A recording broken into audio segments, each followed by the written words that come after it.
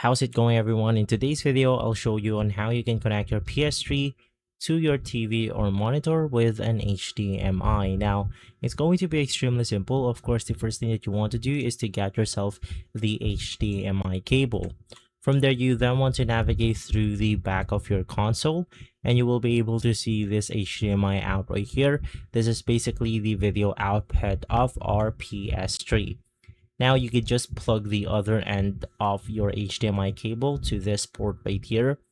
And on the other end, you could go ahead and connect it at the back of your television or simply a monitor that will simply look something like this. So you could just connect it and it will automatically be connected together.